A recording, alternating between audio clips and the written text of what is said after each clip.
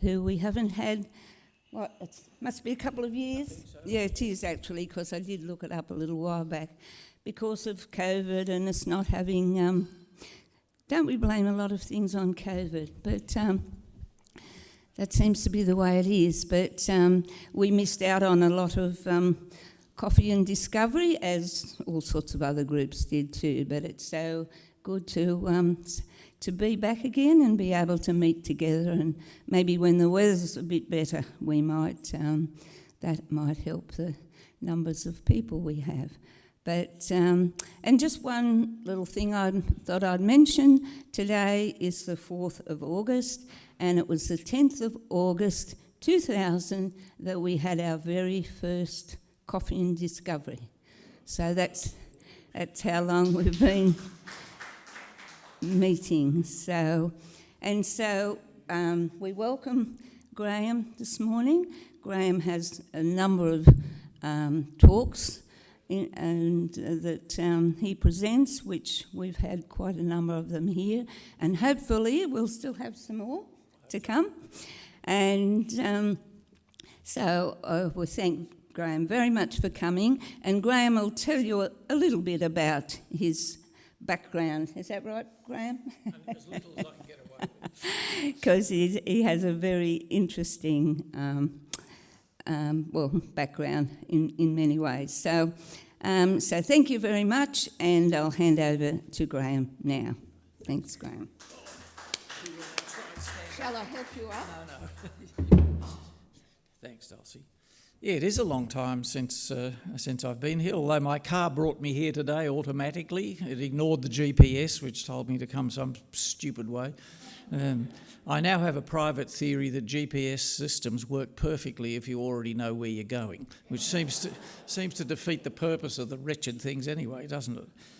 Yeah, COVID has knocked a lot of groups about. I added up the other day, I've done 2,400 talks now, and some of the groups never came back, or they came back in such tiny numbers that once a couple of key movers and shakers have decided they can't do it anymore, the group just implodes. Some of the retirement villages, U3A, which was once a very large community organisation, I now only have one U3A group out at the landings at Turramurra, and that's driven by one lady who literally stands out in the street and lassos people and drags them in just about. So, yes, just hang on to your group as long as you can, because we have to be optimists somehow. We have to see some light at the end of the tunnel, even if it turns out to be that of an oncoming train. But this talk had a weird origin, and it's one of my really early talks. I can't believe we haven't done it here before, and I haven't done it for a long time. In fact, I couldn't find it last night until I rummaged around.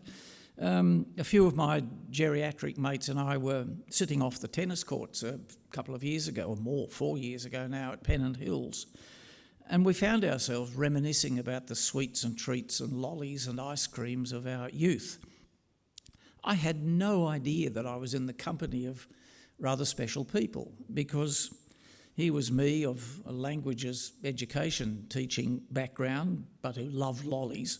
And these three guys, who to me were just tennis mates, one had been a senior executive of James Steadman Henderson, who were Sweet Acres out at Rosebery, who made beautiful sweets and chocolates and whatever of days gone by. Another had worked for Rowntrees, the old English company, and the third one had worked for Allen's, who make Allen sweets and who took over a lot of the lollies and sweets that used to be made by James Steadman Henderson. So I was in the company of three guys that knew far more about the industry than I could claim to do. And we sat there drooling and reminiscing about the childhood delights of freckles and jaffas and minties and fantails and conversation lollies, fruit tingles, Freddo the Frog, Mastercraft Scorch peanut bars, which I used to love, Hoadley's violet crumble bars, Polly waffles, which for some funny reason you could only ever buy at the Royal Easter Show, and I never quite worked out why. Must sticks, aniseed balls, slate pencils, gum boils, humbugs, sherbets, bobbies, curls, cobbers, mint leaves, cool mints, cherry ripes, Fry's chocolate creams. Oh, I remember them. And many, many more. But I discovered, and it still seems to be the case, that I'm the only person who can remember my own very favourite childhood lolly, which was a chocolate blob shaped like a cloud, and it was called a sunbud. And I can't find anybody else who remembers it, and I can't find it on Google, Schmoogle or Droogle or anywhere else either. Maybe I made it up, but I remember what it looked like and what it tasted like. I guess it was exactly the same chocolate that was in Freddo the Frog, but it was called a sunbud. I also remember that Bobbies and Curls looked alike, but Bobbies had dark chocolate outer coating and peppermint inside, whereas Curls had light chocolate coating and caramel inside. And you had to keep your wits about you if you liked one and didn't like the other, because otherwise you could accidentally buy the wrong one. Mastercraft Scorch peanut bars, which we'll have a picture of in a moment, which were really peanut brittle, had a strip of cardboard underneath the bar, which was in a silver cellophane package. And that was supposedly to stop the brittle bar from snapping or breaking during transport. And that was a good idea, because they didn't taste the same if they were broken. I mean, they had to be intact. With the passage of time and economics, the size of the peanut bar got narrower and smaller, but the size of the wretched cardboard strip inside it stayed the same. And I reckon it was to perpetuate the naive delusion that the size of the Scorch peanut bar hadn't actually changed. But Scrooge McSims was a wake-up, and I stopped buying Mastercraft Scorch peanut bars when I realised that I was paying for a piece of cardboard rather than the peanut brittle inside it. That was probably the first piece of evidence of that phrase that we now see on packets of cornflakes and everything everywhere that says, contents may settle. And you buy a packet that big, and inside it is that much stuff. And it happened to me only the other day. My wife buys my cornflakes, how boring, at Aldi's, because they're jolly good value. The packet is much bigger, and of course, being German, they're made in Germany, so they're nice, good, authentic German cornflakes. But the other day, Judy had to buy Kellogg's ones instead because she couldn't get to Aldi's. Packet that big, contents that big. Contents may settle during transport. Why not put them in a smaller packet so that they can't settle? But never mind. And I remember very clearly that that's why I stopped buying Mastercraft Scorch peanut bars. I still liked them, but I wasn't paying sixpence or whatever for a glorified piece of cardboard. I remember that my favourite potato crisps were not the ubiquitous Smith's crisps, which the brand still exists, but it's not Smith's anymore. I liked a brand called Red Ring, which I've rarely found anybody else who remembers.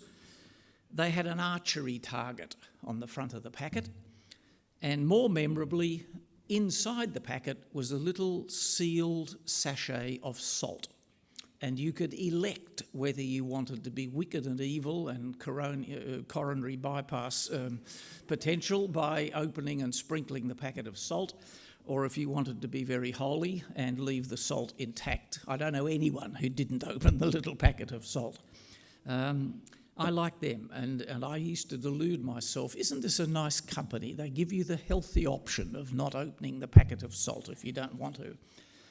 The big difference back in those halcyon days was that spending money for sweets was a luxury, not as today a mundane entitlement. You know, when you go shopping, all the lollies are stacked up near the cash registers at the checkout things, and people impulse buy them on their way out, and they take it for granted. We had to earn our precious pennies, either by doing odd jobs around the house or bashing up a smaller kid in the street and pinching. No, we never did that, but we had to earn them. We found pennies quite often in gutters and in mum's purse, but we won't go there either. And we had to save them up and think about what we'd buy with them. In those days, you'll remember the shops had big, high counters made for giants about 8 feet tall, and kids used to have to look up and just about crick your neck trying to talk to an adult standing on the other side of the counter. And all the lollies were displayed in big glass jars across the counter. And you'd have to calculate how much have I got and what do I want. And they never reconciled. And so the poor shopkeeper, who was trying to serve normal people, adults, for their groceries and so on as well, would have this gaggle of kids in there saying, I want 1 slate pencil and 2, and she'd be trying to sort all that out. And then you'd add up, and you only had a penny halfpenny or something, and you'd say, take back the slate pencil. And she'd roll her eyes, and she'd have to take that back, put that back in the jar. Heaven knows how many times it was handled before somebody eventually bought it.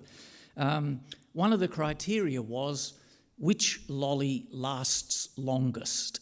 Because if you bought, say, a slate pencil, you could suck the wretched thing for 4 days if you were miserly enough and still get your money's worth out of it, whereas mustics were soft. And after a few sucks, they disappeared, so they weren't such good value. Often we'd have to compromise by descending to the dreaded halfpenny's worth. You've got to be ancient like me to remember halfpennies, but we would sometimes have a halfpenny's worth of something just to eke it out a bit more. Take back the thing we didn't want. That really went against the grain, because Murphy's Law said the lolly that you decided you couldn't afford was the one that you suddenly had this heavenly desire to possess, and you watched it disappear back into the jar, drooling with envy, but I really wanted that, and you'd hope that the shopkeeper would take pity on you and chuck that in as a freebie. I don't recall that ever happening very much.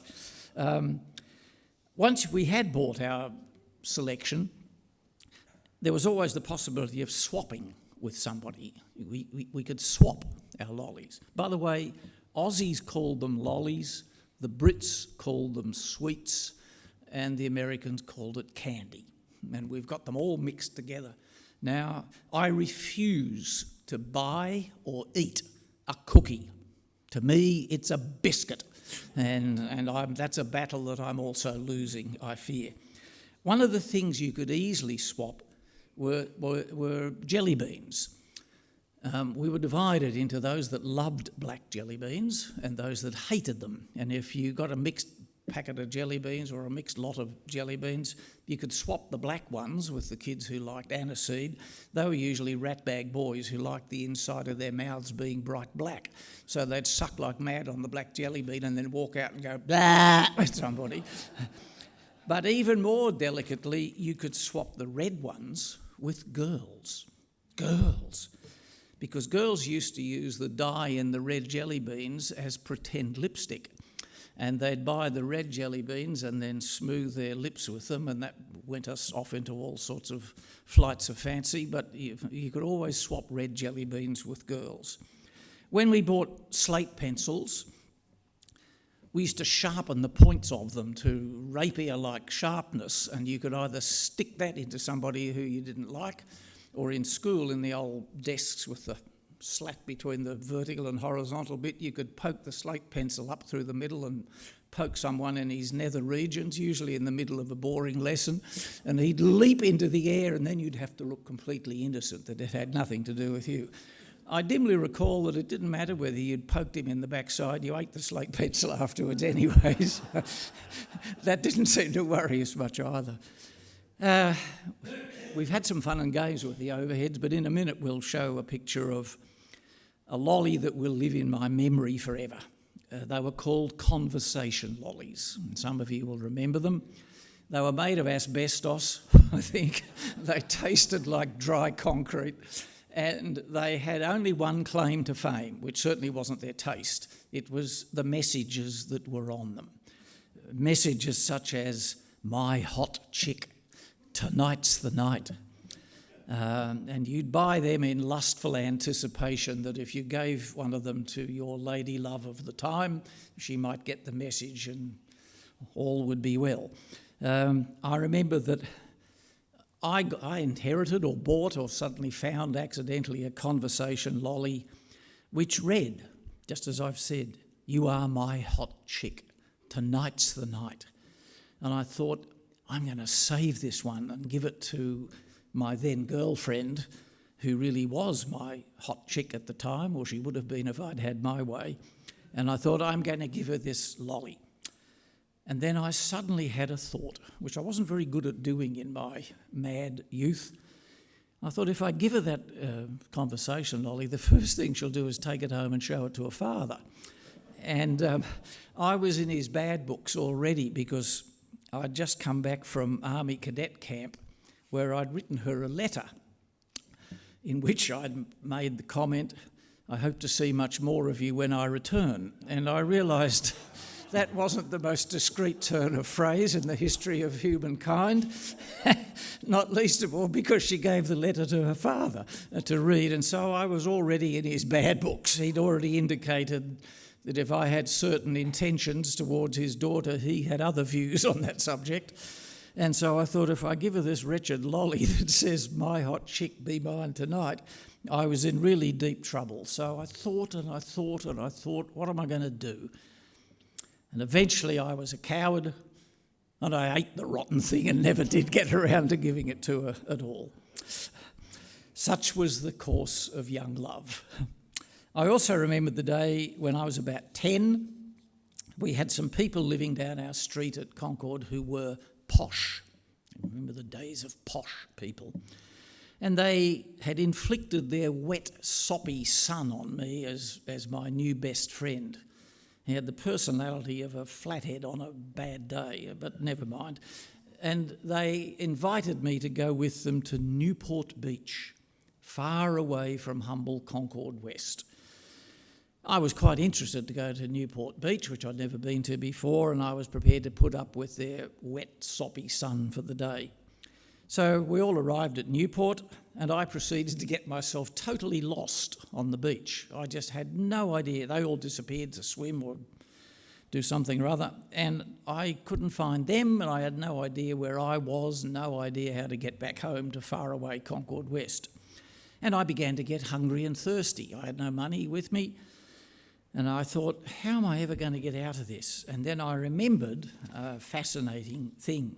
In those days, we've come full circle, soft drink bottles had a refund on them. They were all glass, we're talking pre-plastic, thank heavens, and you could get, I think it was threepence back on the soft drink bottle. So as I wandered around the beach, I began to notice empty soft drink bottles all over the place, on the sand, often next to young couples who were not really focused on the soft drink bottle, shall we say. And so I would take the ones that had no owners and go up to these gymnastic young couples and asked if they minded if I took their empty bottle. They did tell me certain things to do, but they allowed me to take the bottles. And then I wandered up to there were 3, I think, local kiosks handing in these bottles. And in return, yum, yum, I got chips and ice creams and violet crumble bars and all sorts of things. Came back onto the beach, gutsed myself on them. That's a beaut old Aussie word, when we used to guts ourselves. You know, one of the insults that mums would say, "You're a gutser. You don't guts your food." And as soon as I got hungry or thirsty again, I'd go and find some more bottles and go back to one of the kiosks and return them and get more horrible chips and ice creams and heaven knows what.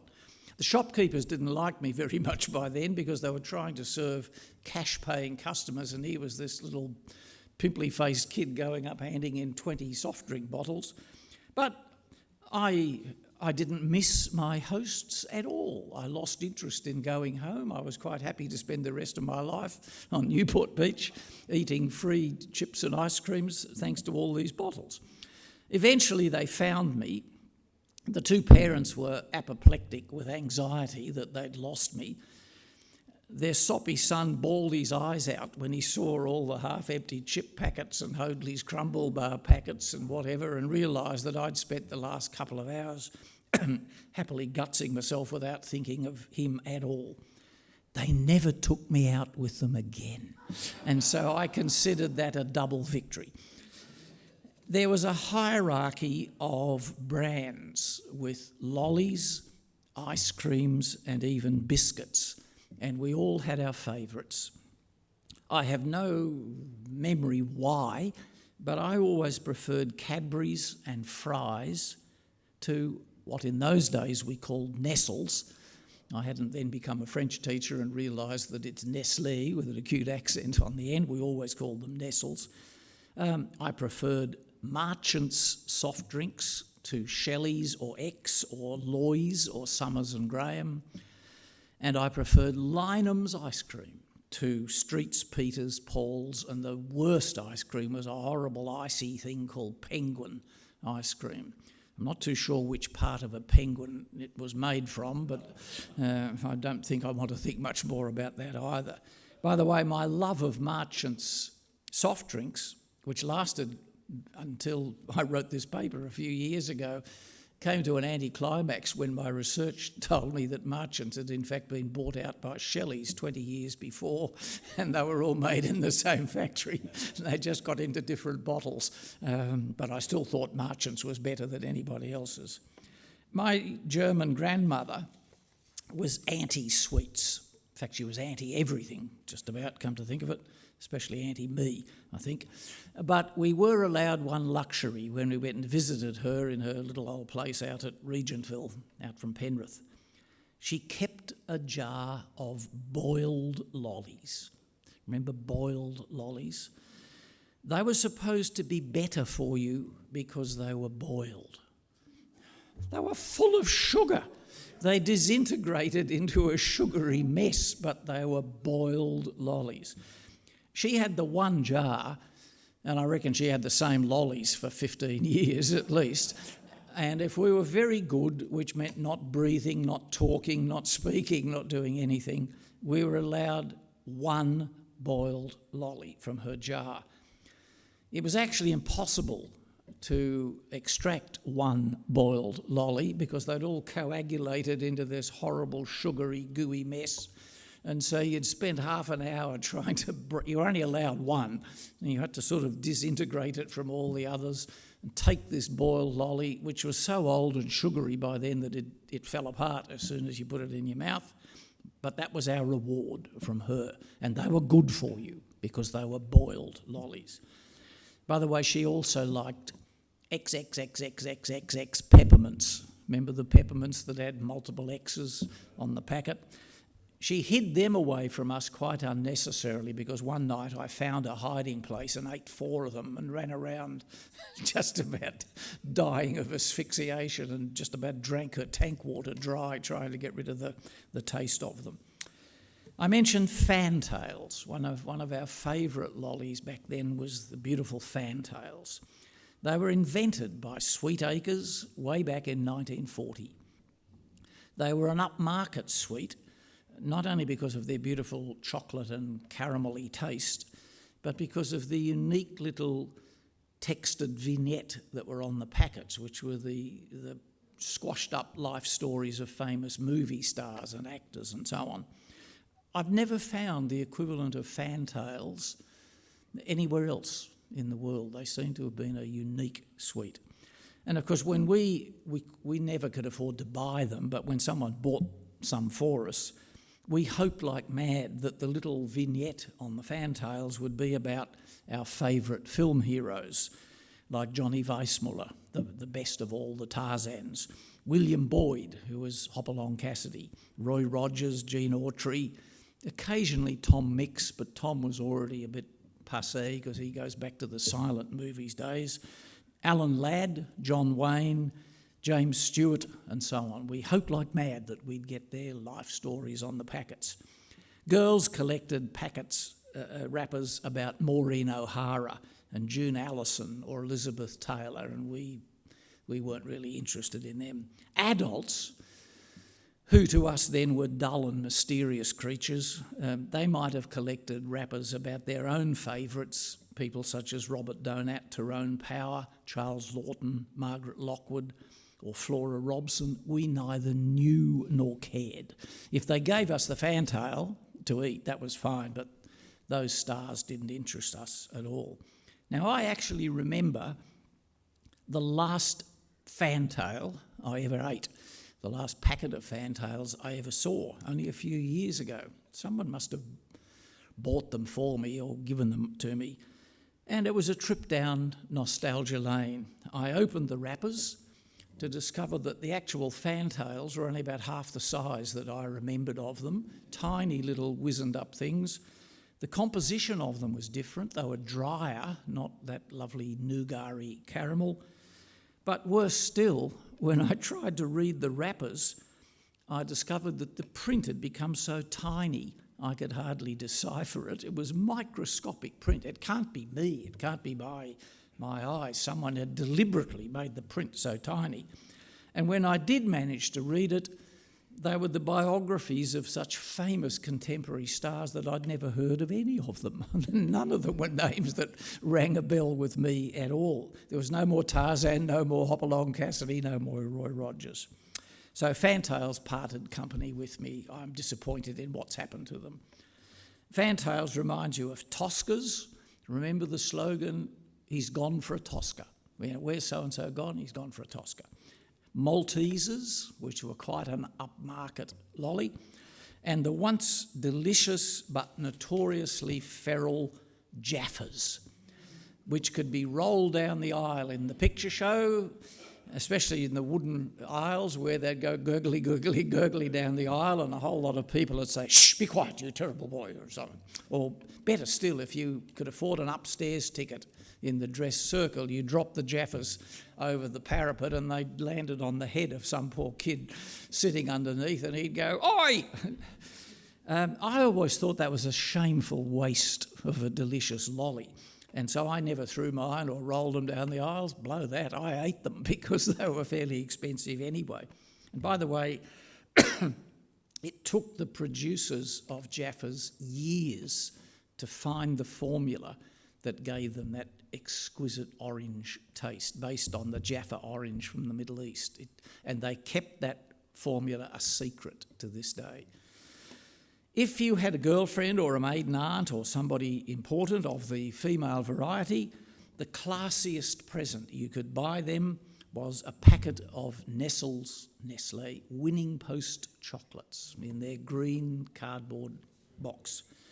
The fact that they had a direct link with gambling and horse racing never occurred to us. You'd give it to your maiden church-going aunt quite happily, even though it had a winning post and a horse galloping along the front of it, because they were a classy sweet.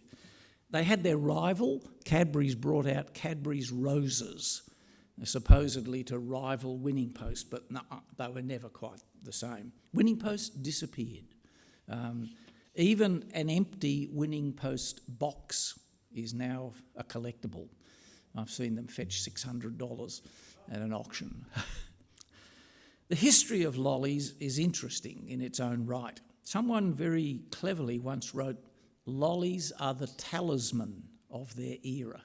They actually say a lot about the society and culture in which they emerged. Many were of Aussie invention or adaptation. We invented minties. We invented violet crumble bars, which are now over 90 years old. Hoadley's doesn't exist anymore, but the product still does. Our companies invented Jaffas, fruit tingles, and do you remember Morella Jubes that came out in the 1930s?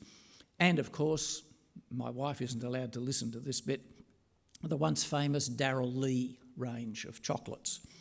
The company went out of business, people screamed blue murder, and all the addicts went into withdrawal syndrome, including my wife. She can't survive without Rocky Road and what's the other thing she likes? Turkish Delight. And when somehow Darryl Lee re-emerged under another name or under another company, Judy's okay again now because she can buy them. They don't taste the same anymore, but never mind. It's been a very brave or stupid company that tried to improve or change one of its famous products. You remember Mars bars, which were invented in England. The company that made them over there decided it would do something very socially responsible. English ladies were getting a bit on the plump side, and so the company that made Mars bars decided that to help them, they would reduce the size of the Mars bar so they could still enjoy one, but it wouldn't put on quite so much weight. The reaction was blind, uncontrollable fury from the very women that said, "How dare you suggest that we're fat because we eat Mars bars?" And so the company brought them back to the original size straight away. It didn't last very long. Most of the ones that we remember from our childhood either don't exist anymore or the company's changed and the product keeps going, but obviously mostly not the same. Nestle is an international giant. It's bought over the years Sweetacres, Hoadleys and Mastercraft, and most of their brands now get sold under the name of Allen's. The individual history of some lollies is fascinating, and I didn't know most of this until I researched this some years ago. Lifesavers, remember the little candy with the hole? Originally there was only one flavour, that was peppermint. They were invented in 1912. Does that year ring a bell?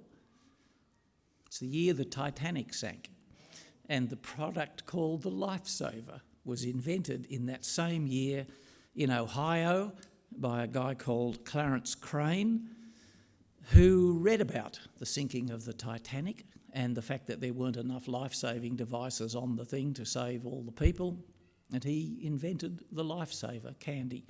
By the way, his own father, who was a fairly well-known American poet called Hart Crane, drowned after throwing himself overboard from an ocean liner. So there was a kind of sad poetic irony in that. Kit Kat was registered by Rowntree's in 1911.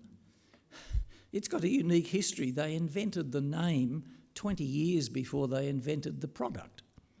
They gave it a name before they knew what the thing was going to be, and they kept the name from 1911 until 1937, until that chocolate-coated wafer finger that we all remember was created. I'm intrigued as to why you would bother inventing a name for a product that you hadn't yet invented anyway.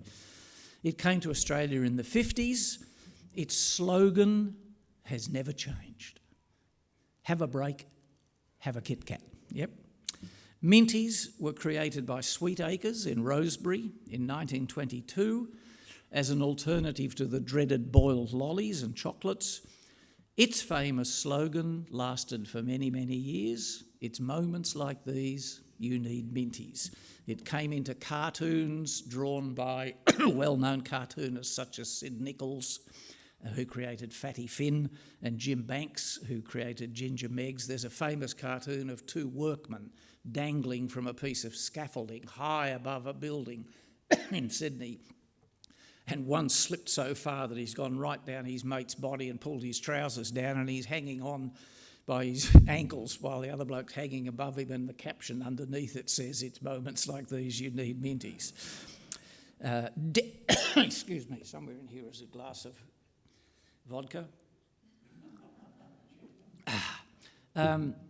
Dentists love Minties. They pulled out more fillings than anything else ever did. I actually had a dentist once who used to keep a jar of Minties in the waiting room. So if you'd gone in for a tooth examination, by the time you went in, he had a couple of fillings to do because you'd probably pulled them out. Smarties, which are still around, I think, they began life all the same colour. They were brown, and they had the very boring name of chocolate beans, way back in 1882. In 1937, they'd been bought out by Rowntree's, and they became available in red, yellow, orange, green, mauve and pink, and they changed the name to Smarties. I don't think they would have had a very long life if they'd stayed just brown and called chocolate beans. The Mars bar was invented in 1932 by a man called Forrest C. Marr in Slough in England. It came to Australia in 1954. There have been many attempts to adapt it or remarket it. It's the favourite recommended food of all cardiologists. If you lived on Mars bars, you would get to know your cardiologist at a relatively young age, and not necessarily for very long. They're not the healthiest thing. And if you've ever had the ultimate in disgustability, as I have, a deep fried Mars bar, which sell in English fish and chip shops, and they're fried in exactly the same batter as the fish and chips. As I said, Jaffas were invented here in Rosebery in 1931, named after the town of Jaffa in Palestine, and inventing that beautiful flavour took years and years. Cherry Ripe, which is still around, first hit the Aussie market in 1924. It sort of vaguely tastes the same, but it was never one of my favourites anyway. If we've got a little while, let's have a quick look at biscuits and then we'll run the slides. It was usually adults rather than kids who bought biscuits, and we never called them cookies, and I still don't. Arnott's were definitely the biscuits of preference. Arnott's was the only company I've ever known, and my mum and dad met as factory workers at the old Arnott's biscuit factory at North Strathfield. They had two slogans. One was, "There is no substitute for quality," and the other one was, "Honesty is the best policy." We'll come to those in a sec. William Arnott began making biscuits in Newcastle in 1865. He was a Scot. He'd been an apprentice biscuit maker in Scotland, came to Australia with his brother David, set up their first factory in Maitland, but that was flooded out back in the days when Maitland used to flood every second Tuesday. The brothers then were lured to the goldfields, but he came back to the factory. The factory was destroyed in 3 floods. Friends bailed him out and he moved to North Strathfield. Some say Homebush, but I live there, it's North Strathfield, and set up that famous company, which is now derelict. The old buildings are derelict. And as I say, Arnott's had two slogans. There's no substitute for quality, and honesty is the best policy. Now, I'm lucky in that, we'll see the picture in a moment, Arnott's for years were famous for their bright red trucks, always polished and clean to perfection, and on the side was this drawing of a beautiful parrot on a T-shaped perch. I met the dear old man who hand drew those parrots for well over 50 years at Arnott's. They were hand drawn individually, each one, and they never looked any different from each other. When he retired, Arnott's could find no one with his skills, and they made a stencil of it, and now they're just stamped onto the truck. An urban myth is that honesty is the best policy is a send-up of the phrase, "on this tea is the best poll I see." Poll being a nickname for parrot. Now, I'd love to believe it, but which came first, the chicken or the parrot? I'm not too sure, but it's a nice pun anyway. They had rivals, such as Joyce biscuits, which were made in Piermont Bridge Road, Camperdown. I remember them very well because I spent a year in the old Camperdown Children's Hospital with infantile paralysis, polio, when I was about 5, in an iron lung. And the smell of Joyce biscuits used to come wafting in through the windows of the Children's Hospital. It put me off biscuits for many years because although it's a nice smell, to cop it all day and night when you were stuck in one of these wretched things. Joyce was later bought out by Weston's. Not only was there a hierarchy within the brands of biscuits, but within the types of biscuits. And we seem to have forgotten all of this. You could buy plain biscuits, fancy biscuits, cream biscuits, and the ultimate was chocolate biscuits. We couldn't always afford chocolate biscuits, and so you'd get a mixed packet, which allegedly balanced out the various types. But of course it had many more of the plain ones and nowhere near as many of the fancy ones. Many of the old favourite biscuits, 2 of mine, for example, don't exist anymore, and I increasingly don't find anyone else who remembers them. One of my favourite Arnott biscuits was called butter oatcakes, and I can still remember their taste. They're gone. Another one was called golden grain, which had a sheaf of wheat on the front of it. Monte Carlo and Iced Vovo still exist, but they're a pale shadow of what they used to be. My old mum, who, as I say, worked at Arnott's for many, many years, in the latter part of her life when she'd buy and open a packet of Sayos, Sayo, by the way, supposedly stands for Salvation Army Officer. Whether it really ever did or not is another urban myth. But although she remained loyal to Arnott's for her whole life, I can well remember Mum opening a packet of Sayos and saying, "Just look at these half-baked things. Old Bill Arnott would have had my guts for garters if I'd ever let these run off the assembly line." And she was right. And the best Sayos, which aren't Sayos now, come from Aldi's. They're darker, better baked, they've got air bubbles in them, and they're thicker. So there's a free plug for Aldi's. They're not allowed to call them Sayos, but they're much nicer than the Arnott's ones. In our street at Concord West, we had a dear little shop. It was actually the converted front of a lady's house. Her name was Mrs. Wall, and she had a little general store, you'd call it. It had more stuff in it than the average Bunnings. Where she ever put it all, I don't know. But I don't ever remember going into Mrs. Wall's shop and asking for something that she couldn't go out the back and find. Everything from a needle to you name it. And she used to sell a funnel of broken biscuits. Biscuits used to come in a big biscuit tin. If I stop rattling, we'll look at that in a minute. And some of them broke in transit.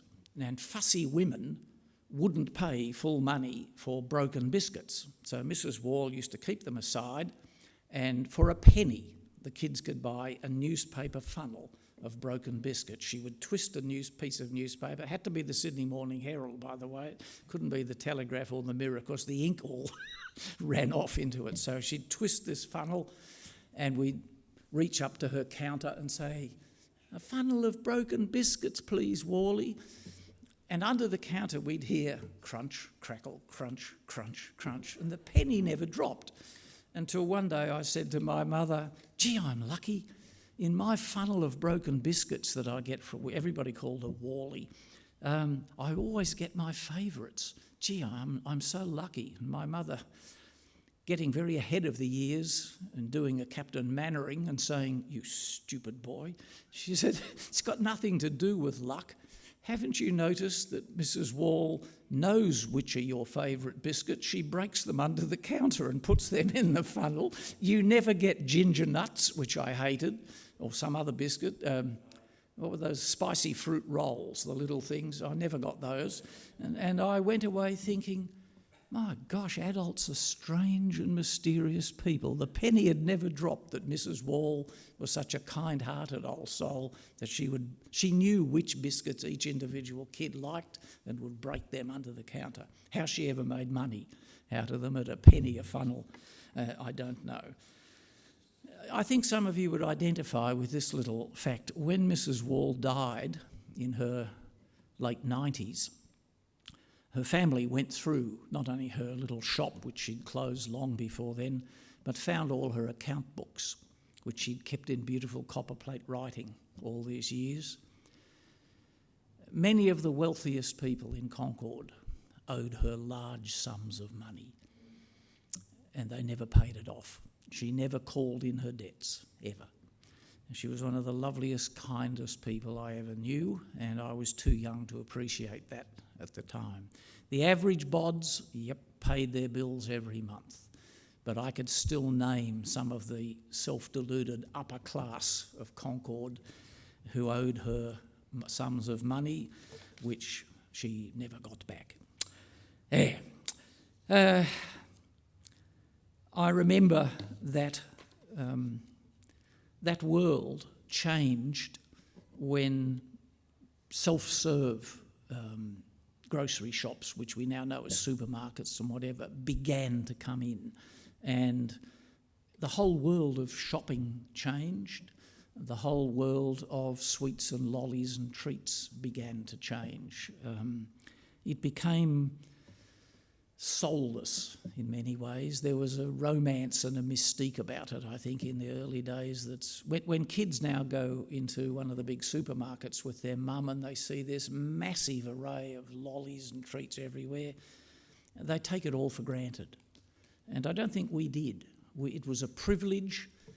We mostly had to beg, borrow, buy or steal to afford them. Why didn't we all become gigantically overweight, diabetes-riddled people? Because they were all full of sugar. Most of it was full of sugar. There were no light, L-I-T-E, sugar-free stuff back in those days. I think the reason is we didn't eat them a lot. They were a treat rather than a daily rite. And we expended a lot of energy. The minute school was over, we were out in the street running around playing cricket, bashing up the unpopular kid for that day, or being bashed up yourself if that was you. And we didn't gorge on lollies and sweets day after day after day the way, sadly, I think has become the case now.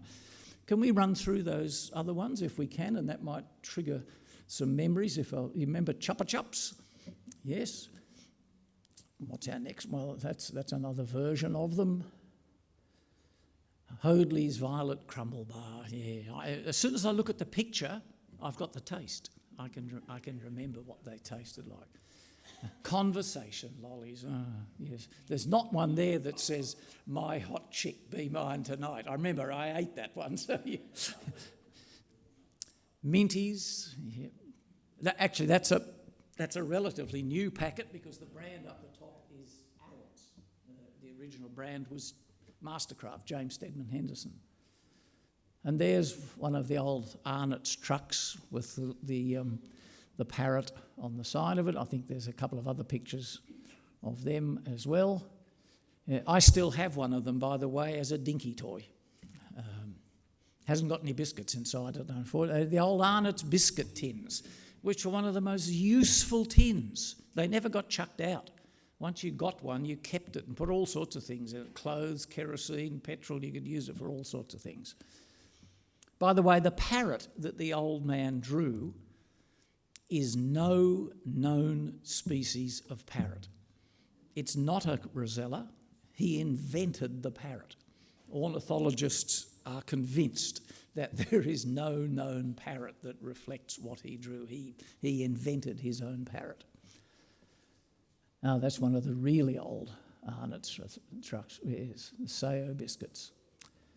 And yes, there was another ad for... I don't remember Tex bars. I should, I guess, but I don't.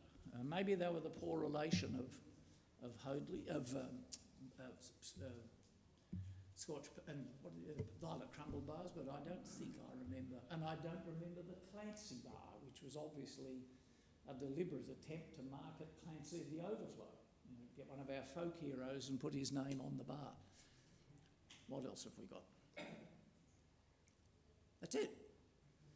Have we got a couple of minutes still? Because I'd like just to spend a little bit of time on either soft drinks or ice cream. I'm in your hands as to which you'd prefer.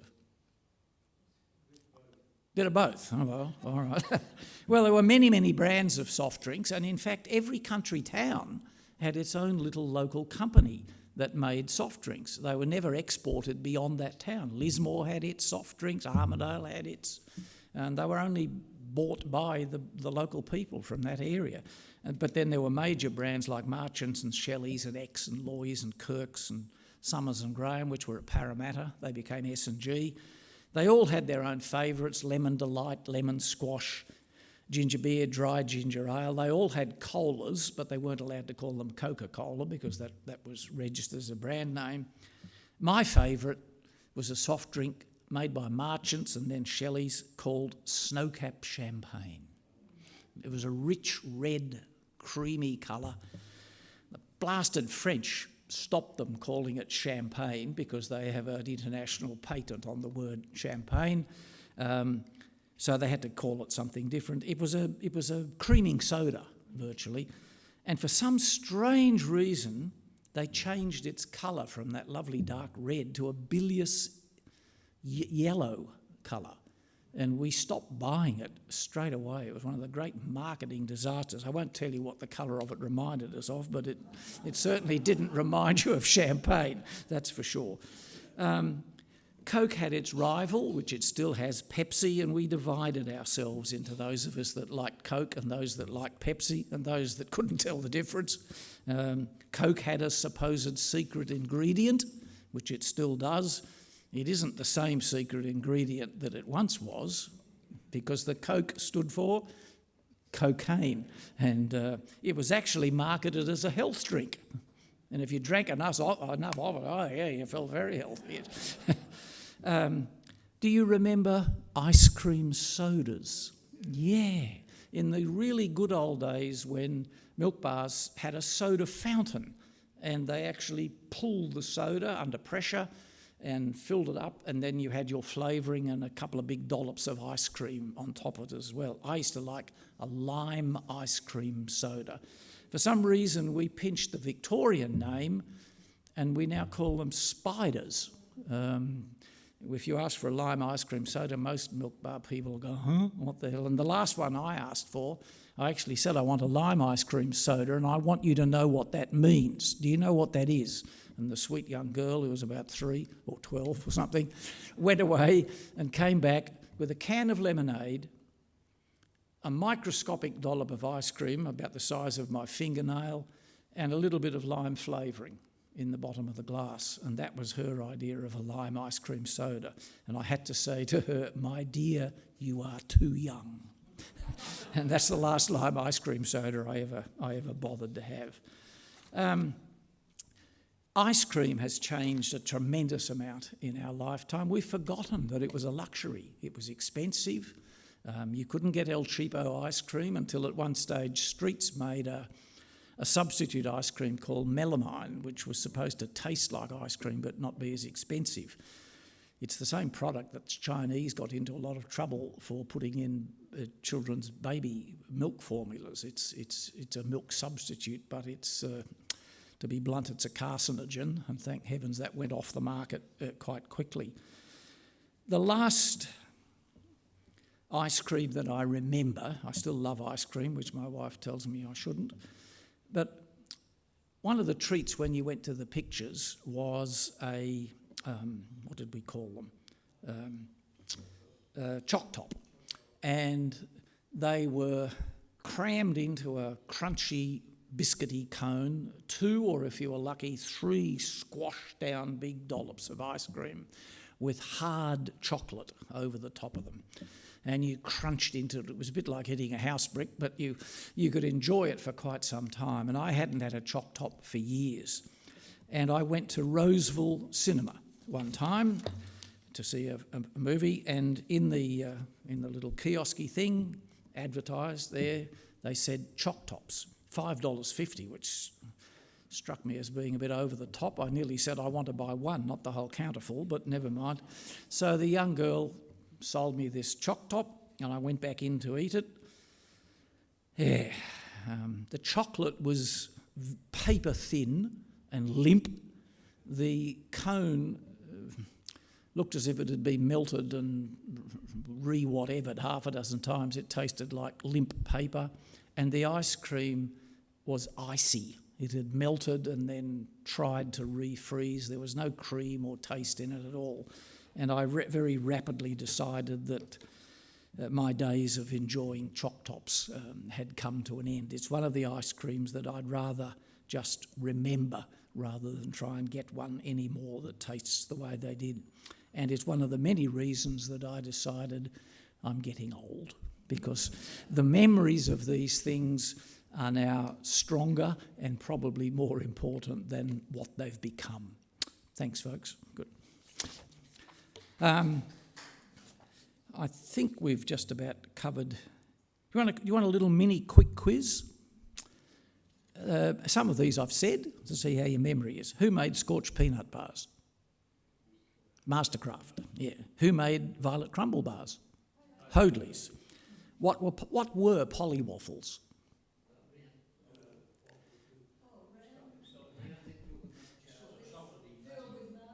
Yes, or foam rubber. depending on how fresh they were. Yes, they had squishy, marshmallowy stuff inside them. What was the slogan for Smith's Crisps?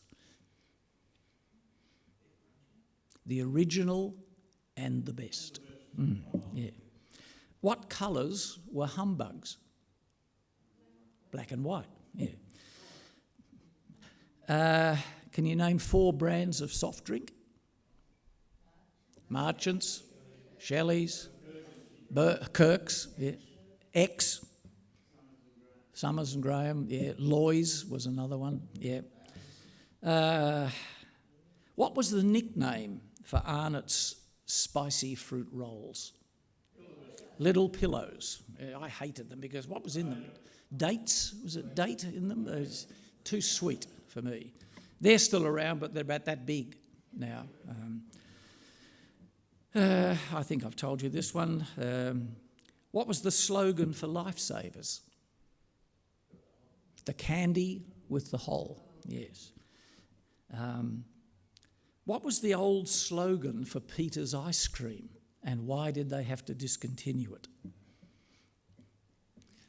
They marketed it very blatantly as Peter's ice cream, the health food of a nation. And then doctors started saying, hang on, mate, it's full of sugar. And so discreetly that marketing slogan slowly disappeared. Final one, what was a gobstopper?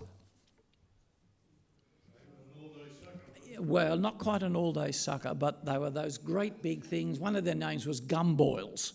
You ate it for 4 days, and if you still had it in your mouth when you went to bed, you probably choked to death during that night, or your mother had to shove her fingers down your gullet and get rid of it because you sucked them and sucked them and sucked them, and they never seemed to change much in size. The final one, which I did a bit of quick research on this morning, knowing what was going to be said before I arrived, do you remember they were more American than Australian, what the devil did they call them? Gosh, I've written it down and now I can't remember what the name was. The candy cane, the red and white stick of candy that was shaped like a cane. There's a fascinating origin of it, one mythical and one probably real. It's been linked with Christianity because its J shape supposedly represented the first letter of Jesus. It was a candy in his name. I'm not too quite sure why, and the other theory, which is a bit more tenable, is that it was the shape of a shepherd's crook, and the good shepherd was Jesus. Sadly, both of those origins are mythical. You can believe them if you like, but there's no evidence for them. It had commercial origins, and the red and white were also symbolically supposed to represent the purity of Christ, the white, and the blood of Christ, the red. That's also probably apocryphal. But there is a Christian input into the origin of the candy cane, because when they were making them, the canes often broke during the manufacturing process, and they broke at precisely the stress point where the straight stick curves into the top of the J. And 2 very devout Christian workers in the factory that was making them invented a machine that strengthened that stress point and stopped the canes from breaking. So they did have a Christian input into them at long last. So there we go. Thank you very much, folks. Good.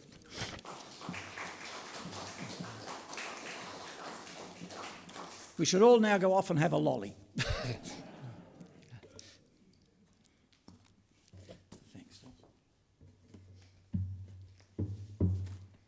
Well, thank you so much, Graham, for that journey down the sweet memory lane, or the memory lane of sweets.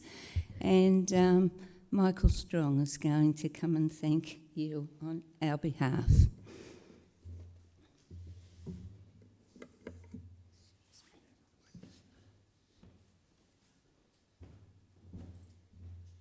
Well, Graham, I guess we all come to these talks with some preconceived ideas as what it's going to be like.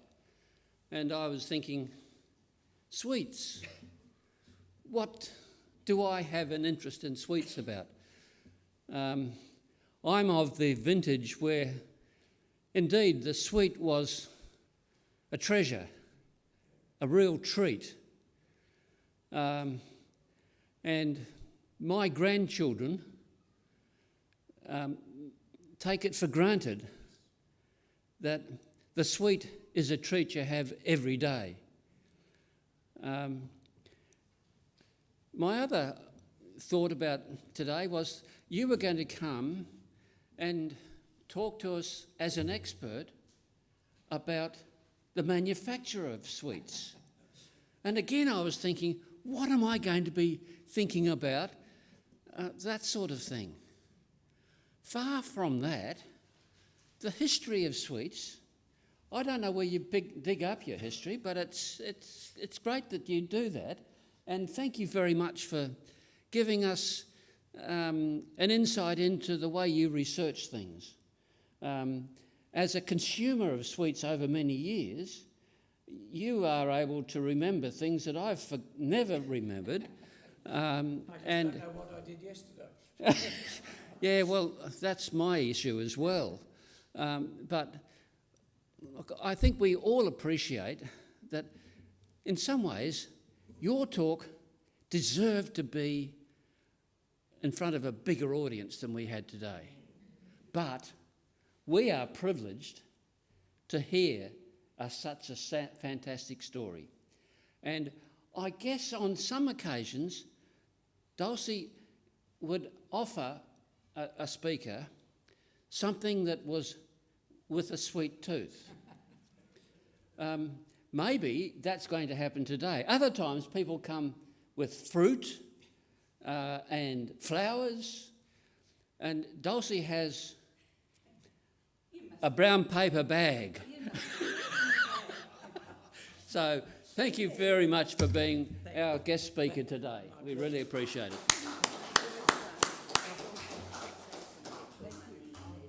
Thank you very much, folks.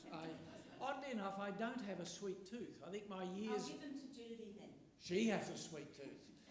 I think my years in Asia made me fall in love with spicy food rather than sweet food. Judy, my wife, who's 5 feet on a windy day, ecstasy for both her and her now late father would be, and I'm not joking, 6 Arnott's arrowroot biscuits in a bowl with 2 tubes of condensed milk poured on top of them with some hot water, 4 kilos of sugar, and then mushed into a paste and eaten with ecstatic joy. A sweet tooth, you'd better believe it. So thank you very much for those. Thank you very much. And thanks for my guides, philosophers and friends for getting those slides to work. It looked as if we were never going to make it, but we did eventually. And thanks for Peter coming round at 6:30 to secure your parking spot. Yes, well, thank you very much, Graham. We enjoy your talk and your humour that always goes with it, and all the research that you have done. And so next month, I've got to be careful, got to get used to this, not each week. Next month, Alan Wright is going to be our speaker. So we'll look forward to all of you coming and bring your friends, and others who weren't able to be here today hopefully will be here next week. And I have to say thank you to some extra helpers. You may or may not be aware that some of our team, Coffin Discovery team of helpers, weren't able to be here.